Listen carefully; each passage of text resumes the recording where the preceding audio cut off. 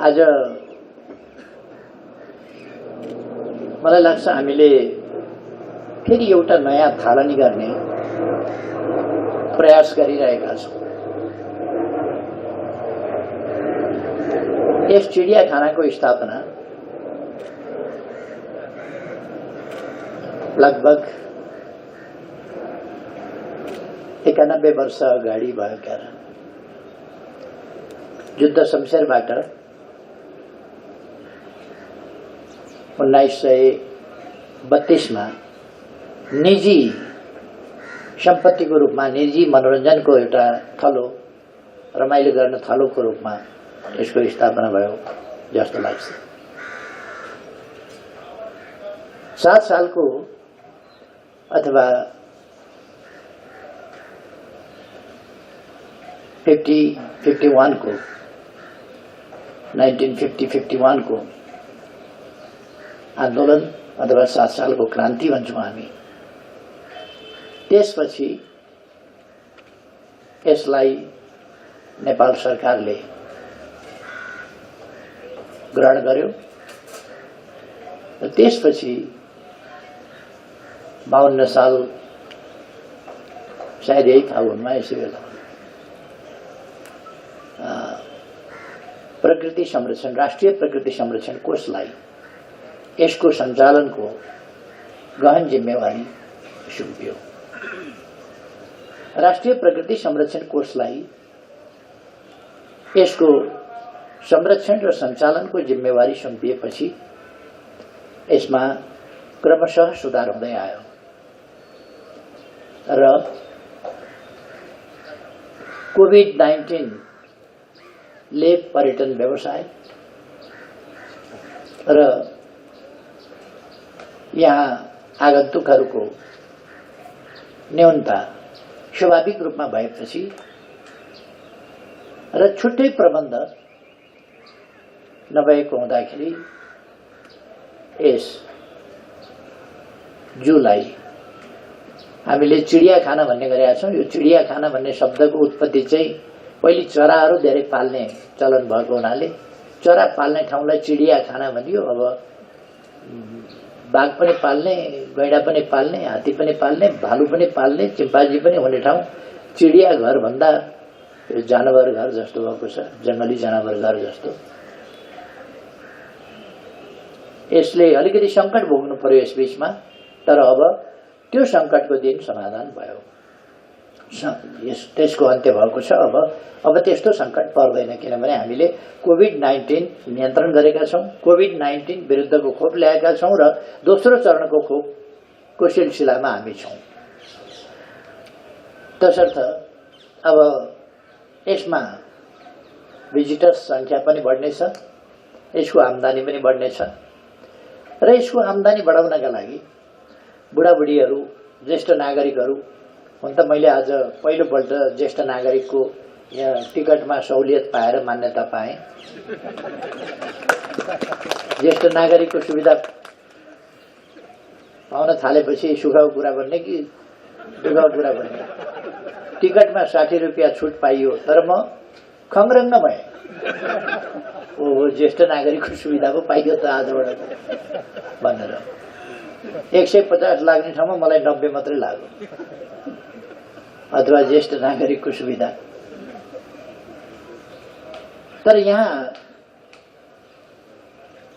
थुप्रै कुराहरू, खास गरी योजना आयोगका माननीय सदस्य डाक्टर कृष्ण ओलीले जुन विश्लेषण गर्नुभयो, त्यसभन्दा पछि मैले यसको महत्त्वको बारेमा, यसको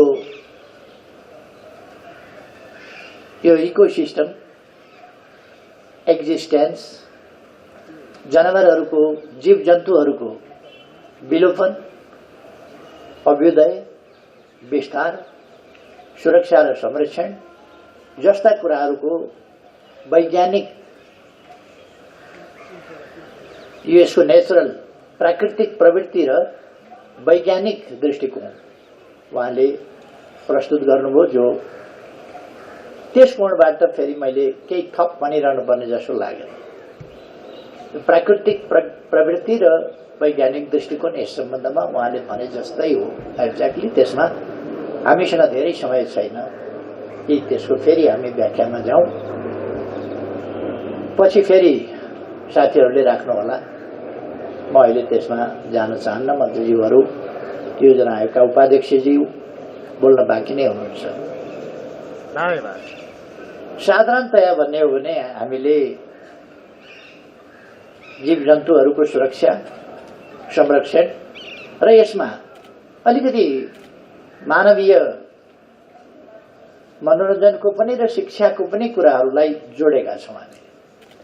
यदि त्यसलाई नजोड्ने हो भने यो युद्ध शमशेरकालीन अवधारणा कि जीव जन्तुहरूलाई एक ठाउँ ल्याएर हेर्ने, तिनीहरूबाट आनन्द लिने खालको कुरा मात्रैमा जान्थ्यो।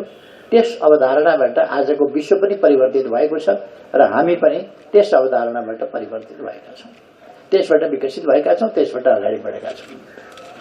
त्यसै कारण हामीले सूर्य विनायकमा ओपन जू अथवा खुला जीव जन्तु बस्ने ठाउँ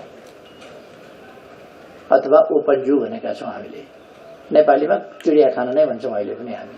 यद्यपि चिडियाखाना मिलेको छैन, तर यसलाई अब मिल्यो भने ठानौँ। खुल्ला चिडियाखानाको शुभारम्भ गरेका छौँ। यो मैले नै 2073 साल वैशाख 9 गते सूर्य विनायकमा त्यसको शुभारम्भ गरेको थिएँ। मेरो विचारमा यस सम्बन्धमा छलफल गर्नुलाई फाइनल कुरा होइन, तर मेरो विचारमा चिडियाखानालाई यति साँघुरो ठाउँमा, यति सानो ठाउँमा चिडियाखाना यो उपयुक्त छैन साधारणतया भन्दाखेरि। अब जे चिज हामीले राखेका छौँ साना केजमा राखेका छौँ। त्यो साना केजमा राख्नु भनेको उनीहरूलाई एउटा पीडा प्रताडनाको पनि कुरो हो। उनीहरू कुद्ने ठाउँ, कुद्ने जनावरले कुद्न पाएन, खेल्ने जनावरले खेल्न पाएन, उफ्रिनेले उफ्रिन पाएन। त्यसो गरेपछि उनीहरूको प्राकृतिक प्रवृत्ति जुन छ, उनीहरूको चरित्र जुन छ, प्राकृतिक चरित्र, त्यो चरित्र चाहिँ लोप भएर जान्छ र उनीहरू त्यो मौलिक चरित्रमा, मौलिक प्राकृतिक चरित्रमा चल्न रमाउन पाउँदैनन्, जीवन बिताउन पाउँदैनन्। त्यो उचित होइन। त्यसकारण हामीले जूलाई चाहिँ अलिक फराकिलो ठाउँमा, ओपन ठाउँमा, जबकि यत्रो ठुलो स्पेसमा हामीले नेचरल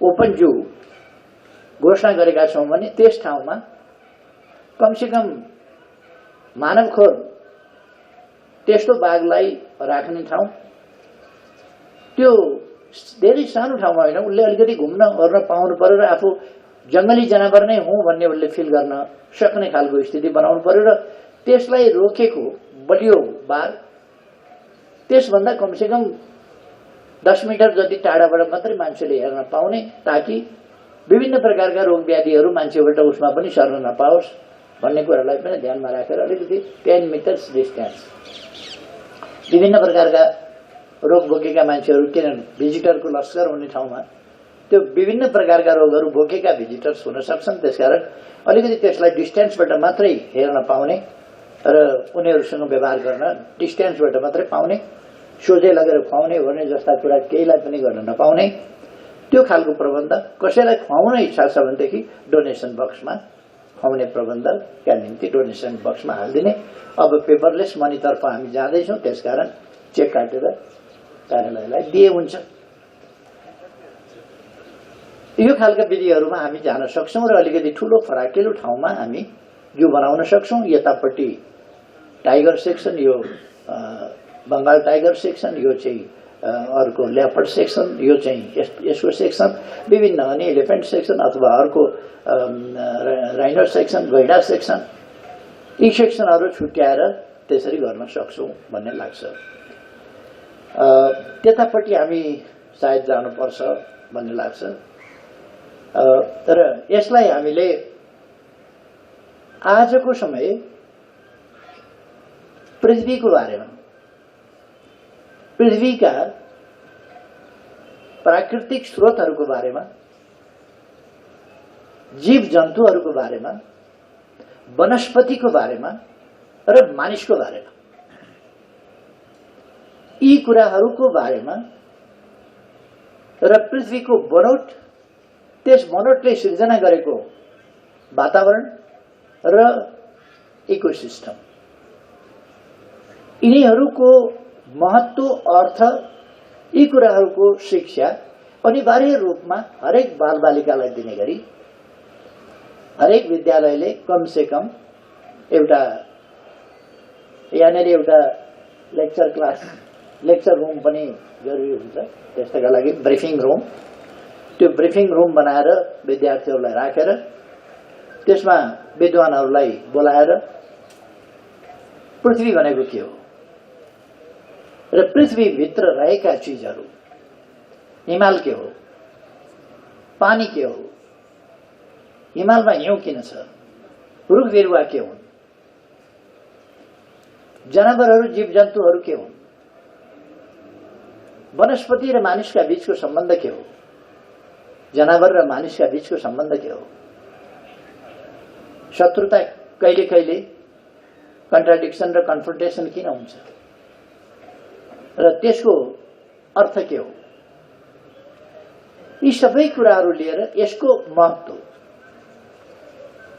केही जानवरहरू अत्यन्तै एग्रेसिभ हुन्छन्, भाइलेन्ट हुन्छन्, मांसाहारी हुन्छन्, कोही कोही म्यानिटर पनि हुन्छन्। त्यसको अर्थ, त्यसको वैज्ञानिक अर्थ, त्यसको प्राकृतिक अर्थ र वैज्ञानिक व्याख्या, यी चिजहरूको खास महत्व छ। ती कुराहरूको जानकारी बालबालिकाहरूलाई गराउने र उनीहरूलाई मानव जातिको प्रकृतिसँगको सम्बन्ध, समग्र प्रकृतिसँगको सम्बन्ध, वनस्पतिहरूसँगको सम्बन्ध, जीवहरूसँगको सम्बन्ध, पानीसँगको सम्बन्ध, हावासँगको सम्बन्ध, यो कुराहरू हामीले बुझाउन जरुरी छ। मस्तिष्कमा यदि 2 मिनेट अक्सिजन पुगेन भने ब्रेन डेथ हुन्छ। ब्रेन डेथ भइसकेपछि अरू सबै चिजहरू डेथ हुन्छ। भेन्टिलेटरमा राख्न सकिएला, एकछिन 1-2 दिन त्यो मुटु चाहिँ चलाइराख्न सकिएला, तर मान्छे चाहिँ मरिसकेको हुन्छ। ब्रेन डेथ भनेपछि त्यसभन्दा उता जीवित रहेको हुँदैन। ब्रेन डेथ नहुनका लागि अक्सिजन चाहिँ हरदम सप्लाई भइरहनुपर्छ। त्यसकारण हाम्रो फोक्सोले अक्सिजन लिने र त्यो अक्सिजन मुटुमा पठाउने, मुटुले रगत मार्फत मस्तिष्कमा अक्सिजन पुर्याउने र मस्तिष्क स्वस्थ रहने। यसकारण हामी प्राणायामका विधिहरू अथवा श्वास प्रश्वास सम्बन्धी विधिहरू, फोक्सो मजबुत राख्नका लागि व्यायामहरू, त्यो किन गर्छौं भन्दाखेरि अक्सिजन लिन। अक्सिजन फोक्सोले लियो भने मात्रै मुटुमा पठाउन सक्छ। मुटु स्वस्थ भयो भने मात्रै त्यसले मस्तिष्कमा पठाउन सक्छ। तर यी सबै चिजका लागि अक्सिजन त उपलब्ध हुनु पर्यो, नेचुरल अक्सिजन, जो हावामा। हामी संसारको जुनसुकै भागमा पुगौं, जहाँ पुगौं, त्यहाँ सबभन्दा पहिले हाम्रो कृतज्ञता हुनुपर्दछ त्यस भूमिबाट, त्यस ठाउँबाट हामीले जुन अक्सिजन लिइरहेका छौं। यति बेर म व्यक्त हरेक हिसाबले भन्ने हो भने यस ठाउँले मलाई उपलब्ध गराएको अक्सिजन, जसमा म सास फेरिरहेको छु र जीवित छु। यदि यहाँ मलाई अक्सिजन उपलब्ध हुँदैन थियो भने तत्काल जीवनको अन्त्य हुन्थ्यो। त्यसका लागि वनस्पतिसँगको हाम्रो सम्बन्ध, आधा सास हामी फेर्छौं, हाम्रो फोक्सोले फेर्छ, आधा सास वनस्पतिले फेर्छ, किनभने वनस्पतिले अक्सिजन उत्पादन गर्छ। त्यसकारण वनको महत्व छ। वनको महत्व भएपछि वन्य जन्तुहरूको महत्व छ। अबको मान्यता भनेको वन्य जन्तु, जीव जन्तु, वनस्पति र मानव जाति, यी सबैको जीवनको हक छ यस धरतीमा। त्यसकारण हामीले वनको सम्बन्धमा भनेका छौं, एउटा बिल्कुल प्राकृतिक वन जसलाई हामीले बेग्लै ढंगले प्रयोग गर्छौं। अलिकति वन हामीले यस्तो राख्नै पर्दछ जहाँ प्राकृतिक हिसाबले नै त्यो वन बढ्न पाओस्, हुर्किन पाओस्, उम्रिन पाओस्, बढ्ने, बुढो हुने, ढल्ने, सड्न पनि पाओस्। सड्नेको पनि आफ्नो प्रक्रिया छ, त्यो नेचरल प्रक्रियामै जान पाओस्। धमिराले पनि गुण लाउन पाओस्, धमिराको पनि जिन्दगी त्यहाँ होस्, अरू सरीसृपहरूको जिन्दगी त्यहाँ होस्। आगलागीबाट त्यसलाई सुरक्षित राख्ने, तर त्यसलाई हामीले सबै जीव जन्तुहरूको अथवा बिल्कुल प्राकृतिक हिसाबकै त्यसको सर्कल उसले पूरा गर्न पाओस्, त्यस प्रकारको वन। अर्को वन्यजन्तुहरूका निम्ति खास जीवका लागि, खास जनावरका लागि खास प्रकारको वन क्षेत्र, खास स्पेसिस, खास बोट बिरुवाका लागिको वन क्षेत्र र केही समृद्धिका लागिको वन क्षेत्र। वातावरण सँगसँगै समृद्धि पनि हामीले ध्यान दिनुपर्छ। अग्ला रुखहरू जरुरी छ, प्रकृतिले यत्तिकै अग्ला रुखहरू बनाएको होइन। बुट्यानले वर्षा गराउन सहयोग पुर्याउँदैन, अग्ला रुखहरूले वर्षा गराउन सहयोग पुर्याउँछ। त्यसकारण बुट्यानबाट मात्रै हरियाली मात्रै भएर पुग्दैन र अक्सिजन मात्रै आएर पनि पुग्दैन। अक्सिजन त अलिक साना साना रुखहरूले पनि आउँछ, तर वर्षा हुन फेरि ठुला रुखहरू चाहिन्छ। र विभिन्न यो प्रजातिहरू प्रकृतिले यत्तिकै सिर्जना गरेको छैन, जसलाई हामीले संरक्षण गर्न जान्नुपर्दछ, सक्नुपर्दछ र त्यसको सदुपयोग गर्न सक्नुपर्दछ। यस सम्बन्धमा हाम्रो वन मन्त्रालय, हाम्रा निकुञ्जहरू, आरक्षण क्षेत्रहरू, अरू सामुदायिक वनका क्षेत्रहरू र अरू विभिन्नले यस सम्बन्धमा असाधारण योगदान गर्नुपर्छ। तिनै योगदानको सन्दर्भमा आज हामी यो जूको कुरा गर्दैछौँ। जू सङ्कटमा पर्यो अहिले। यसभित्र रहेका जानवरहरूलाई, कर्मचारीलाई त हामी तनखा दिन्छौँ होला, थोरै भए पनि 50%। अब यी जनावरलाई त कोही पनि नआएपछि त 50% पनि हुँदैन, त सङ्कटमा परेन। त्यसो भएर यिनलाई सङ्कटमा पर्न नदिनका निम्ति विभिन्न उपायहरू हामी गर्छौँ, जसमध्ये एडप्ट एन एनिमल को पनि हामीले चलायौँ, जस अन्तर्गत नजिकै गयो भने त्यति राम्रो मान्दैन, एडप्ट गरेपछि त अलिक राम्रो मान्नु पर्ने नि, नजिक गयो भने चाहिँ त्यति राम्रो मान्दैन। तैपनि यो हाम्रो अत्यन्त यसै धरतीमा जन्मिएको मान्छे चाहिँ संसारका कुना काप्चामा सबैतिर जन्मिएका छन्। यो एकसिङे गैँडा चाहिँ यहीँ जन्मिएको हो। यसको थलो चाहिँ मेरा त पुर्खा अन्त गएका भए पनि हुन्थ्यो होला, यसका पुर्खा न अन्त जान्थे न अन्त पैदा हुन्थे। त्यसकारण यो रैथाने भनेको यो धरतीपुत्र गैँडा अमेरिकामा जन्मिँदैन, अमेरिकामा बसोबास गर्न बसाइ पनि जाँदैन, डिबी पनि काट्दैन यसले, केही मतलब छैन। यसलाई नेपाल प्यारो छ, नारायणीको किनार प्यारो छ। त्यसकारण यो ओरिजिनल्ली नेपाली। हामी अन्तबाट माइग्रेट भएर आएका हुन सक्दछौँ विभिन्न समयमा विभिन्न ठाउँबाट, तर यो यहाँको प्राकृतिक रैथाने।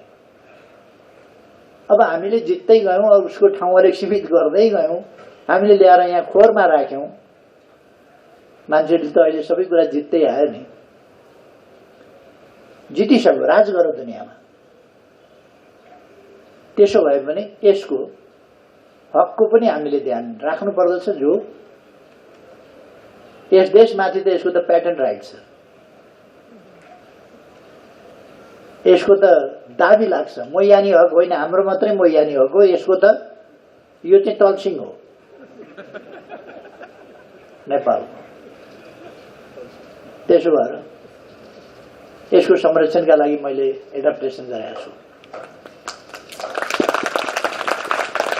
यसमा मैले अलिकति भन्नुपर्छ, यसलाई मैले एडप्ट गर्दाखेरि 1 महिनाको खाना म आफू निजी यसलाई खुवाउँछु, 1 वर्षको खाना सरकारको तर्फबाट खुवाइन्छ यसलाई। त्यसपछि चिडियाखानाले आफै खुवाउने स्तरमा पुर्याइन्छ र चिडियाखानाले आफै व्यवस्था गर्न सक्छ। यहाँ म त अघि विद्युतीय रथमा चढे, बग्गीमा। ज्येष्ठ नागरिकहरू आउँदा यस्तो विद्युतीय बग्गी चाहिने रहेछ। त्यसकारण सरकारको तर्फबाट 4वटा विद्युतीय बग्गी आजको दिनको विशेष उपलक्ष्यमा उपलब्ध गराउन म माननीय मन्त्रीजीलाई आग्रह गर्न चाहन्छु कि यहाँ 4वटा बग्गी प्रेग्नेन्ट महिलाहरू आउन सक्छन्, काखमा बच्चा भएका महिला आउन सक्छन्, हिँड्न नसक्ने बच्चा भएका महिलाहरू आउन सक्छन्। बुढौती फुर्सदिलो हुन्छ, काम गर्न सकिँदैन। त्यसो भएपछि कहिले कहिले जू जाउँ जस्तो लाग्छ। 60 रुपियाँ सस्तो पाइदो रहेछ टिकट। त्यसो भएपछि आउँ लाग्न सक्ला। त्यस्तोहरूका लागि पनि कमसेकम गाडीले बाहिरसम्म ल्याउन सक्छ, गाडीभित्र जान सक्दैन। त्यसकारण यो विद्युतीय इलेक्ट्रिक कार्ड यो जरुरी छ भन्ने मलाई लाग्यो। 4वटा उपलब्ध गराइनेछ। यहाँ मैले भन्नुपर्ने कुरा केही भए पनि नभए पनि अब मैले हिँड्नै पर्छ, किनभने मेरो अत्यन्त जरुरी र मैले टाल्न नसक्ने खालको अर्को कार्यक्रम छ। त्यसकारण वातावरणको सम्बन्धमा, वन्यजन्तुको सन्दर्भमा अथवा हाम्रा आरक्षणहरूको सम्बन्धमा, प्रकृति संरक्षण कोषको सम्बन्धमा अथवा यस्ता जूहरूको संरक्षण र विकास कसरी गर्ने, यसको सदुपयोग कसरी गर्ने भन्ने सम्बन्धमा हामी अरू विषय, अरू सन्दर्भहरूमा पनि चर्चा गर्नेछौँ। अहिले म यति भन्न चाहन्छु, 1 महिनाको खाना मैले अघि नै भने मेरो श्रीमतीको पेन्सन आउँछ, त्यसबाट दिइनेछ। किन त्यसो भनेको भने मैले कोभिड नइन्जेलसम्म मेरो पारिश्रमिक दान गरिसकेको छु। त्यसकारण कोभिड छैन्जेलसम्म पारिश्रमिक दान गरेको हुनाले मेरो पारिश्रमिक आउँदैन। त्यसो भएर श्रीमतीको पेन्सनबाट खुवाउनुपर्छ यसलाई 1 महिना। खैर, अब अरू साथीहरूले विस्तृत रूपमा अरू विषयमा चर्चा गर्नुहोला। म यस खुसियालीमा मेरो विचारमा यो 25 वर्ष पूरा भएर 26 वर्ष लागेकै हो जस्तो लाग्छ। सचिवजीले 26 वर्ष पूरा भएको भन्नुभयो, तर मलाई लाग्छ 25 वर्ष पूरा भएर 26 वर्ष लागेको 25औं वर्षगाँठ नै हो। किनभने जहाँसम्म मलाई लाग्छ यो हामीले 1996 मा सुरु गरेका थियौँ जस्तो लाग्छ। 1906 मा सुरु गरेका हौँ र 25 वर्ष पूरा भएको छ। अथवा यो 52 साल फागुनमा सुरु गरेका हौँ, त्यसकारण जस्तो लाग्छ मलाई। जस यो डिबेटको विषय भएन, हामीले यसलाई 26 वर्षै पूरा भएको भने 1 वर्ष कोभिडले खाएको हुनाले माइनस गरेर सजिलो छ। रजत जयन्ती भनेपछि रजत जयन्ती मनाउँ। म सबै साथीहरूलाई धन्यवाद भन्न चाहन्छु यस सहभागिताका लागि र म यहाँहरूसँग बिदा पनि हुन चाहन्छु। धन्यवाद।